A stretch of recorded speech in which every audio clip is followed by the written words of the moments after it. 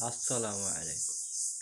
জুলাই আন্দোলন নিয়ে সংসদে উত্তপ্ত। আমরা যদি রক্ত না দিতাম তাহলে আপনারা মন্ত্রী হতে পারতেন না, সরকার গঠন করতে পারতেন না।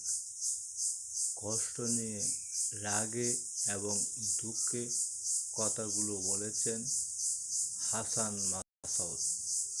তিনি আবেগে, কষ্টে, সত্যি কথাই বলে দিয়েছেন। বর্তমান সংসদকে নিয়ে তার এ মন্তব্য বড় কষ্টের পরিচয় বহন করে।